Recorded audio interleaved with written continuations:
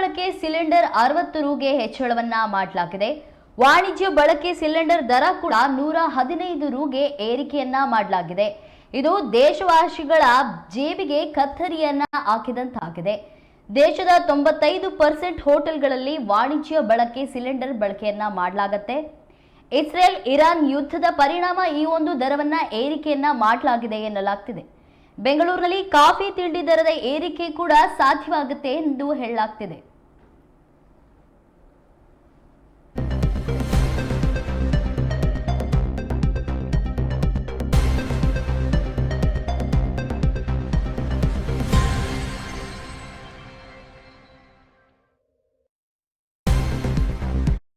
Israel Iran ನಡುವಿನ ಯುದ್ಧದಿಂದಾಗಿ ಭಾರತದಲ್ಲಿ ಗೃಹ ಬಳಕೆಯ ಮತ್ತು ವಾಣಿಜ್ಯ ಬಳಕೆಯ ಎಲ್ಪಿಜಿ ಸಿಲಿಂಡರ್ ದರ ಏರಿಕೆಯಾಗಿದ್ದು ಜನಸಾಮಾನ್ಯರ ಜೇಬಿಗೆ ಕತ್ತರಿ ಬಿದ್ದಿದೆ.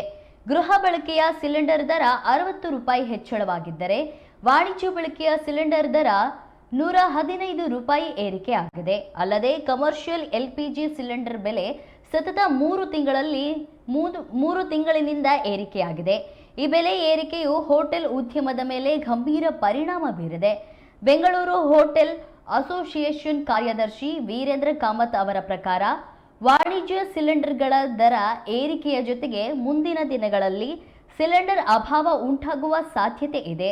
ಕೇಂದ್ರ ಪೆಟ್ರೋಲಿಯಂ ಖಾತೆಯು ಹೊರಡಿಸಿರುವ ಮಾರ್ಗಸೂಚಿಯಂತೆ ಗೃಹ ಬಳಕೆಯ ಸಿಲಿಂಡರ್ಗಳಿಗೆ ತೊಂದರೆಯಾಗದಂತೆ ನೋಡಿಕೊಳ್ಳಲು ಕ್ರಮ ಕೈಗೊಳ್ಳಲಾಗುತ್ತಿದೆ.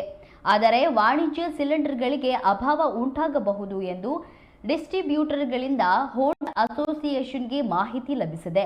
ಬೆಂಗಳೂರು ಸೇರಿದಂತೆ ದೇಶದ 95% ಹೋಟೆಲ್ಗಳು ಅಡುಗೆ ಅನಿಲ ಸಿಲಿಂಡರ್ಗಳನ್ನೇ ಅವಲಂಬಿಸಿವೆ. ಸಿಲಿಂಡರ್ ಸಿಗದಿದ್ದರೆ ಹೋಟೆಲ್ಗಳನ್ನು ನಡೆಸಲು ಸಾಧ್ಯವಿಲ್ಲ. ಇದರಿಂದಾಗಿ ಅನೇಕ ಕಾರ್ಮಿಕರು ಕೆಲಸ ಕಳೆದುಕೊಳ್ಳಬಹುದು ಮತ್ತು ಹೋಟೆಲ್ ಮಾಲೀಕರಿಗೆ ದೊಡ್ಡ ನಷ್ಟವಾಗುತ್ತದೆ. ಈ ಹಿನ್ನೆಲೆಯಲ್ಲಿ ಹೋಟೆಲ್ ಅಸೋಸಿಯೇಷನ್ ಈಗಾಗಲೇ ಕೇಂದ್ರ ಸರ್ಕಾರಕ್ಕೆ ಪತ್ರ ಬರೆದಿದೆ.